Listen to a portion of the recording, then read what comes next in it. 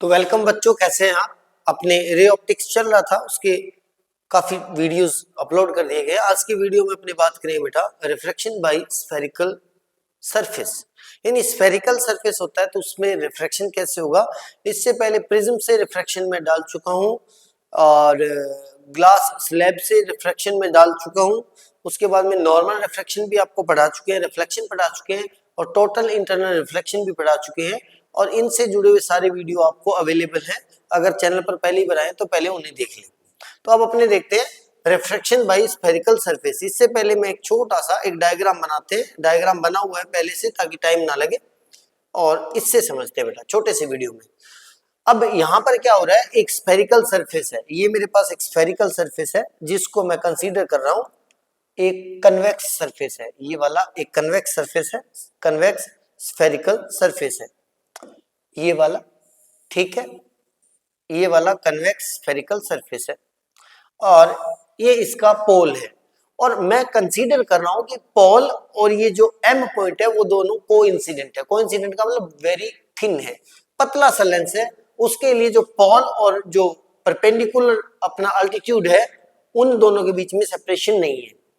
Approx यानी इस P को और ओ एम को तो आप यही लिख सकते हो भी approx P and M R coincident, ठीक है। उसके बाद में अब अपने समझते हैं, मान लेते हैं एक ऑब्जेक्ट यहां पर रखा हुआ है कोई इस, और इस साइड में ये सारा जो सरफेस है इधर वाला वो N2 रिफ्रैक्टिव इंडेक्स वाला है, इधर वाला जो है वो N1 रिफ्रैक्टिव इंडेक्स वाला। इट मींस ये मान लेते हैं भी एक सरफेस हमारे पास ऐसा है, इस सारे का N2 रिफ्रैक्टिव इंडेक्स है और इधर एक N1 रिफ्रैक्टिव इंडेक्स है। जैसे सपोज कर लेते हैं एयर है, इधर एयर है और ये N2 रिफ्रैक्टिव इंडेक्स का एक स्फेरिकल सरफेस है। इससे रिफ्रैक्शन की बात करते हैं तो होगा क्या, अब देखते हैं। इस कंडीशन में मैं मान के चलूं कि इधर N1 है उधर N2 है and N2 is greater than N1। It means optically rare to optically denser light ray travel कर रही है। मैंने यहां पर एक ऑब्जेक्ट ओ रखा, तो इस ऑब्जेक्ट से जो लाइट रे जाएगी किसी भी पॉइंट पर जाएगी, ठीक है। अब किसी भी पॉइंट पर यहां पर इंसिडेंट होती है। अब ये optically rare to optically denser जा रही है, इट मींस अब ये बेंड होगी टुवर्ड द नॉर्मल। अब इसका ओरिजिनल पाथ ये वाला होना चाहिए था, लेकिन अब ये optically rare to optically denser आ रही है तो बेंड होगी toward the normal. Toward the normal इस पाथ से ऐसे बेंड होगी तो इसकी इमेज सपोज करते एक यहां पर बन रही है। एक दूसरी लाइट रे है जो पोल से जा रही है, पोल से जो भी लाइट रे जाती है वो विदाउट एनी डेविएशन पास होती है। तो ये वाली लाइट रे और ये वाली लाइट रे रिफ्रैक्शन के बाद में या लेंस के पास होने के बाद में इस पॉइंट आई पर मिलती है जहां पर इसकी इमेज बनती है। अब यहाँ पे समझने वाली बात जो क्या है वो है कि इस पॉइंट पर जो नॉर्मल बनेगा, इस पॉइंट पर जो नॉर्मल होगा, ये वाला नॉर्मल होगा, वो उस स्फेयर के लिए जो इमेजिनरी स्फेयर का ये पार्ट है, उस स्फेयर के लिए किसी स्पेसिफिक पॉइंट पर जो नॉर्मल होगा वो उसके सेंटर ऑफ कर्वेचर से पास होगा। ये समझने वाली बात है, क्योंकि वो नॉर्मल होगा। जैसे आपको पता है ज्योमेट्री क्या बोलती है, सर्कल की जो रेडियस होती है वो किसी स्पेसिफिक पॉइंट पर खींची गई टेंजेंट जो होती है उसके परपेंडिकुलर होती है। इट मींस अगर इतने से पार्ट पर अगर मैं नॉर्मल खींचता हूं तो वो सेंटर ऑफ कर्वेचर से ही जाएगा। इट मींस ये रेडियस बनेगी। अब ये रेडियस होगी तो इसके पैरेलल ये भी रेडियस हो जाएगी। अब इट मींस अब हमारे पास क्या था, मैंने एक ऑब्जेक्ट प्लेस किया, एक लाइट रे किसी पॉइंट पर इंसिडेंट होती है, पॉइंट एन मान लेता हूं, ये पॉइंट हमारे पास एन है सर, एन पॉइंट पर इंसिडेंट होती है। उसके बाद में हम क्या करते हैं, एन पॉइंट पर इंसिडेंट होने के बाद में इसको थोड़ा क्लियर कर देते हैं ताकि बच्चों को प्रॉब्लम नहीं आएगी। ये लो, एन पॉइंट पर इंसिडेंट होने के बाद में ये रिफ्रैक्ट हो जाती है, ए कैसे जाती है। अब ऑब्जेक्ट की जो डिस्टेंस है वो यू हो जाएगी, ये वाला सेंटर ऑफ कर्वेचर है तो सी हो जाएगा, और ये डिस्टेंस फ्रॉम द पोल, और पोल एम को मैं कोइंसिडेंट मान रहा हूं, देन ये आर हो जाएगी रेडियस ऑफ कर्वेचर, और ये इमेज की डिस्टेंस वी हो जाएगी। क्लियर। अब अगर अपने इसकी रिफ्रैक्शन की बात करते हैं, किसकी बात करते हैं बेटा, रिफ्रैक्शन की बात करते हैं, तो रिफ्रैक्शन में सीधी सी बात है कि दो लॉज होते हैं। फर्स्ट वाला लॉ होता है incident ray, reflected ray, normal are at same plane at same point, ये तो क्लियर है। दूसरा लॉ होता है स्नेल्स लॉ। स्नेल्स लॉ बोलता है n2 1, इट मींस n2/n1 जो होता है वो इक्वल होता है sine i upon sine r के। ये अपना स्नेल्स लॉ है। अब स्नेल्स लॉ है, इसमें आई नॉर्मल के साथ इंसिडेंट एंगल है, आर नॉर्मल के साथ रिफ्लेक्टेड एंगल है। अब हमें कैसे ना कैसे करके आई और आर की वैल्यू फाइंड करनी पड़ेगी, वो यहां पर पुट कर देंगे तो रिफ्लेक्शन अपना क्लियर होंगे। बस इतना ही है, आई और आर की वैल्यू फाइंड करनी पड़ेगी। अब आई और आर की वैल्यू फाइंड करने के लिए हम क्या करेंगे, इसको मैं क्लियर कर रहा हूं। आई और आर की वैल्यू फाइंड करने के लिए हम क्या करेंगे, ये लीजिए, ये अब आई और आर की वैल्यू फाइंड करने के लिए हम हल्की सी ज्योमेट्री यूज करने वाले हैं, जो आपको थोड़ा सा ध्यान देना पड़ेगा, तभी जाकर आपको समझ में आएगा। इसको मैं यहां पर कर देता हूं, क्लियर। अब मुझे चाहिए सर, एक तो आई चाहिए और एक आर चाहिए। अब आई के लिए मैं जो देख रहा हूं, आपको नोट करना बेटा, in triangle N O C, in triangle N O C, check करो एन ओ सी कौन सा है, एन ओ एंड सी, ये एक बड़े वाला ट्राइंगल बन रहा है, ये वाला। अब इसमें ज्योमेट्री बार बार यूज हो रही है कि किसी ट्राइंगल के दो एंगल का जो सम होता है वो तीसरे के एक्सटीरियर के इक्वल होता है, तीसरे के एक्सटीरियर के इक्वल होता है। इसको इजी करने के लिए मैं इसको कंसीडर कर लेता हूं अल्फा, इसको कंसीडर कर लेता हूं बीटा, और इसको कंसीडर कर लेता हूं गामा एंगल। अब जो आई एंगल होगा, अब ट्राइंगल देखिए बेटा एन ओ सी के लिए जो आई एंगल होगा इन दोनों के इक्वल होगा, सम के, यानी बाई ज्योमेट्री बोल सकते हैं। ज्योमेट्री अपने पास क्या होगा, i equal to alpha plus beta, clear, i equal to alpha plus beta. दूसरा बाई ज्योमेट्री ही इन दोनों को जो सम होगा गामा प्लस आर का, इस आर को मैं ऐसे लिख देता हूं, इसको ऐसे लिख देता हूं ताकि आपको प्रॉब्लम ना आए, क्योंकि आर और गामा में नहीं तो कंफ्यूज हो जाओगे आप।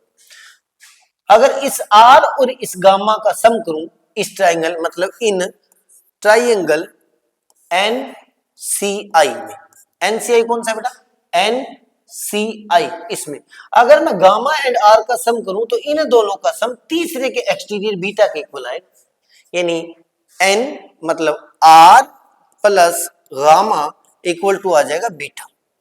तो यहां से अगर मैं आर की वैल्यू फाइंड करना चाहूं तो मेरे पास आ जाएगा बीटा माइनस गामा, क्लियर। अब इन दोनों वैल्यूज को पहले फाइंड करते हैं, फिर अपने अप्लाई करेंगे, तभी आप कर पाओगे। सबसे पहले देखते हैं आई की वैल्यू, देन आई की वैल्यू मेरे पास क्या आएगी, अल्फा, और मुझे चाहिए अल्फा। अल्फा के लिए मैं पहले निकाल लेता हूं टेन अल्फा, क्या निकाल लेता हूं, टेन अल्फा। टेन अल्फा क्या होता है बेटा, टेन अल्फा होता है परपेंडिकुलर अपॉन बेस। अल्फा के लिए ये परपेंडिकुलर वर्क करेगा, it means N M work करेगा सर, अपॉन में ये बेस वर्क करेगा, ओ एम वर्क करेगा, ये अल्फा की वैल्यू है। बीटा की वैल्यू निकालना चाहूं तो मेरे पास आ जाएगा tan beta equal to perpendicular same रहेगा N M upon base C M या एम सी हो जाएगा, क्लियर, ओके सर। फिर मेरे पास आएगा टेन गामा, टेन गामा जो आएगा इक्वल टू परपेंडिकुलर यही रहेगा, बड़े वाले ट्राइंगल में लगाना पड़ेगा ये वाला, तो परपेंडिकुलर रहेगा अपने पास बड़े वाला ट्राइंगल कौन सा, एन एम आई में, वो सेम रहेगा बेटा एन एम अपॉन बेस सारे का हो जाएगा एम आई, एम आई। अब यहां पर मैं क्या कर सकता हूं, if theta tend to zero, थीटा की वैल्यू बहुत कम है, उस कंडीशन में आप टेन थीटा को लिख सकते हो थीटा, इट मींस इस कंडीशन में आप अल्फा को सीधा लिख सकते हो, alpha equal to N M by O M, beta equal to N M by M C या सी एम, और गामा को लिख सकते हो बेटा N M by M I, clear. अब इस अल्फा बीटा और गामा की वैल्यू मैं यहां पर पुट कर देता हूं, जिससे मुझे आई और आर की वैल्यू मिल जाए। क्लियर। अब इसको मैं थोड़ा ऊपर कर देता हूं, आप स्क्रीनशॉट लेना चाहते हैं तो ले सकते हैं। इसको थोड़ा ऊपर करते हैं, ये लीजिए। तो मेरे पास क्या आया बेटा, आई इक्वल टू तो अल्फा प्लस बीटा आया था,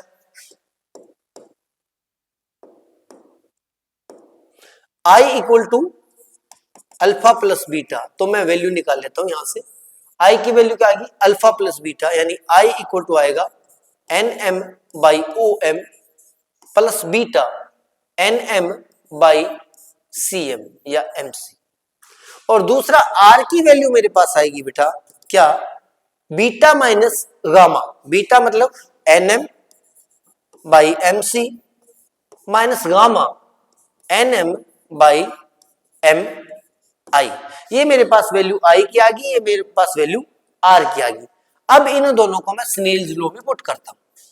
स्नेल्स लॉ क्या बोलता है, स्नेल्स लॉ बोलता है कि N two by N one equal to आएगा sine i upon sine r. Cross multiply करूं तो इसी को लिख सकता हूं मैं N one sine i equal to N two sine r. अब इसमें वैल्यू पुट कर देते हैं, तो मेरे पास बन जाएगा एन वन साइन आई की वैल्यू पुट करता हूं बेटा, साइन आई की वैल्यू मेरे पास ये आएगी। यहीं पर एक कंडीशन और लगा दे, चलो लिख लेते हैं एक बार।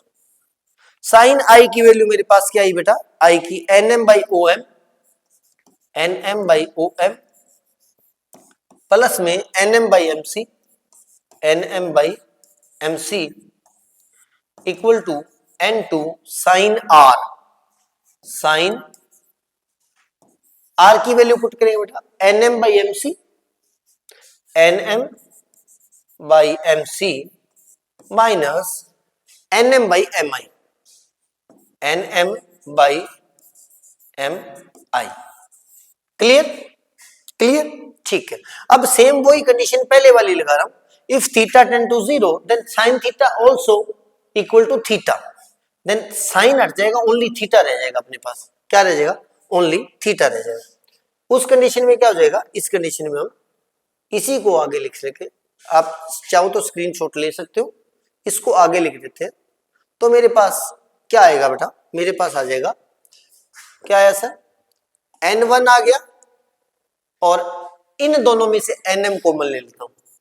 एन एम कॉमन लिया तो मेरे पास बन गया बेटा one upon O M plus में वन अपॉन एम सी।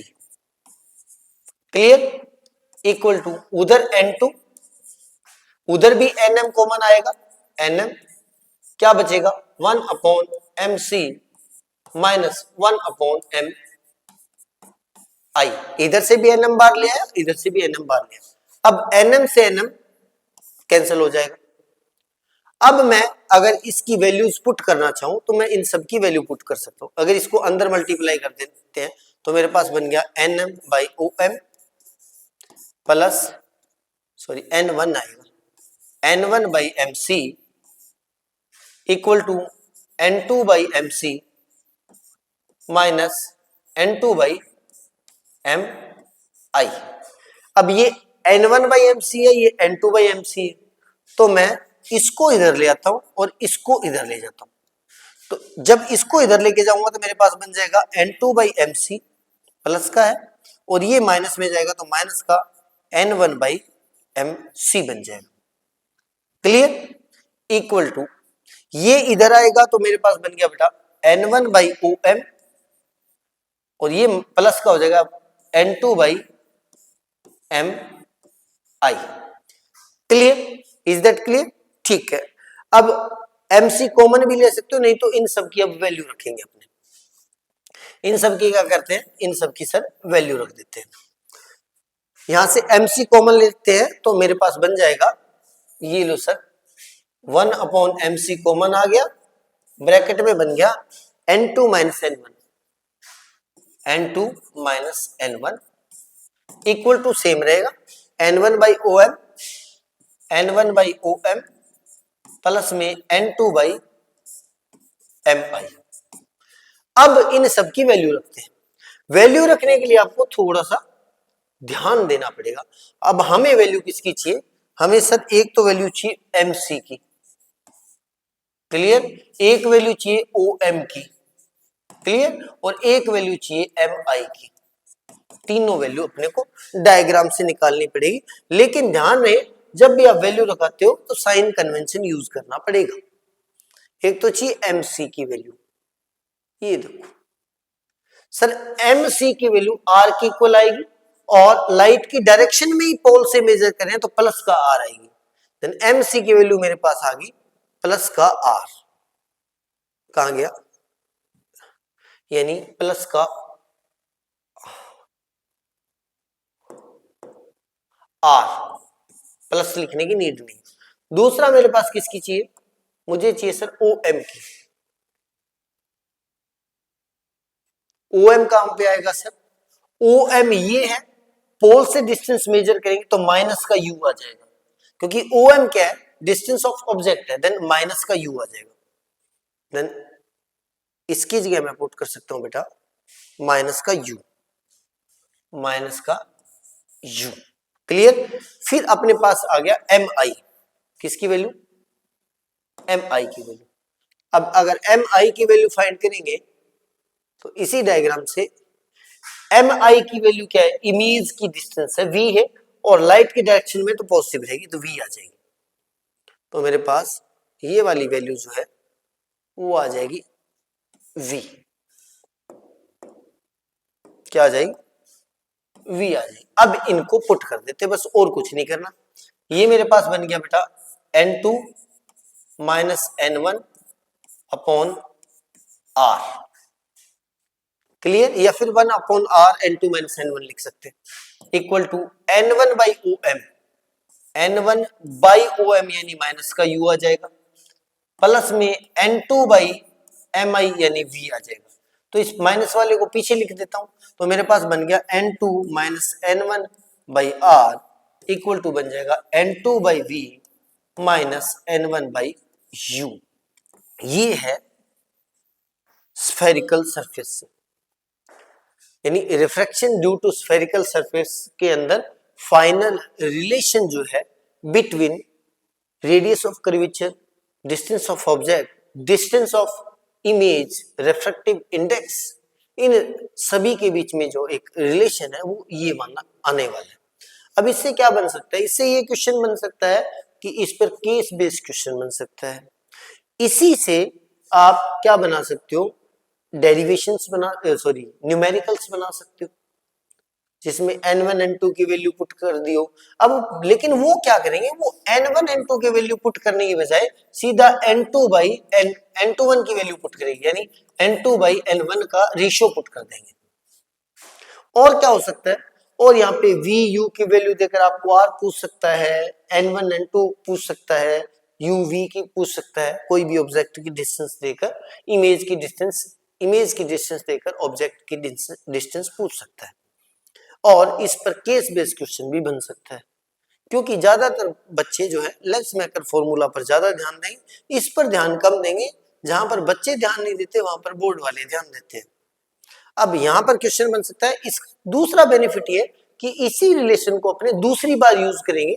एक बार अगर अपने स्फेरिकल सरफेस से यूज कर लिया इस साइड से इसके लिए, अब अगर दूसरे सरफेस के लिए और यूज कर दे, इसको एक बार और यूज कर दे, देन ये रिफ्रैक्शन बाय स्फेरिकल सरफेस की जगह रिफ्रैक्शन बाय लेंस बन जाएगा। क्या बन जाएगा? Refraction by lens. बस उस कंडीशन में ये n1 से n2 जा रहा है और दूसरे में n2 से n1 जाएगा, वहीं से लेंस मेकर फॉर्मूला और लेंस फॉर्मूला बनेगा, वो अपने नेक्स्ट वीडियो के अंदर कवर करेंगे।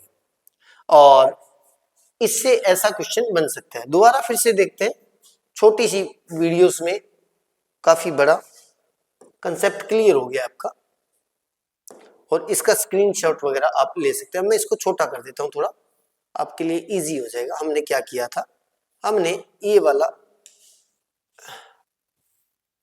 ये लीजिए स्फेरिकल सरफेस के लिए n1 टू n2 एक स्फेरिकल सरफेस मान लिया, n2 रिफ्रैक्टिव इंडेक्स है जिसका, n1 से लाइट रेज एंटर कर रही है, ये वाला हमारे पास डायग्राम हो गया। मुझे चाहिए आई और आर की वैल्यू, जिसके लिए मैंने अल्फा बीटा और गामा मान लिया। अब मैं थोड़ा सा बड़ा कर देता हूँ ताकि आपको थोड़ा सा इजी हो जाए। ये लीजिए, और इस पॉइंट को कोइंसिडेंट मान लिया। उसके बाद में मैंने क्या किया, आई और अल्फा बीटा और गामा की 10 की फॉर्म में वैल्यू निकाली। उसके बाद में 10 को अपने थीटा 10 टू 0 करके सीधा थीटा की वैल्यू रख ली अपने पास, अल्फा बीटा गामा की। जब अल्फा बीटा गामा की वैल्यू हमने पुट करके आई और आर की वैल्यू निकाली तो वही आ गई। ये आई और आर की वैल्यू स्नेल्स लॉ में पुट कर दी, ये स्नेल्स लॉ है। यहाँ से मैंने क्रॉस मल्टीप्लाई करके फिर एक बार फिर थीटा के लिए वैल्यू निकाली। थीटा की वैल्यू जब निकाली तो साइन थीटा की जगह थीटा पुट कर दिया, तो मेरे पास इन दोनों के बीच में जो रिलेशन आया वो मेरे पास ये वाला रिलेशन आ गया। इसको आगे कंसीडर करके ये रिलेशन आ गया। उसके बाद में हमने क्या किया, एम सी ओ एम और एम आई की वैल्यू पुट कर दी विद साइन कन्वेंशन, जिसके बाद में फाइनल रिलेशन अपने पास ये आ गया। ये था हमारा आज का वीडियो। चैनल पर पहली बार आए तो चैनल को सब्सक्राइब कर ले, बेल आइकन के साथ ऑल सेलेक्ट करना ना भूलें, और कमेंट सेक्शन के जरिए हमें जरूर बताया करें कि आपको वीडियो कैसा लगा। मिलते हैं नई वीडियो में, तब तक के लिए good bye, take care, keep studying.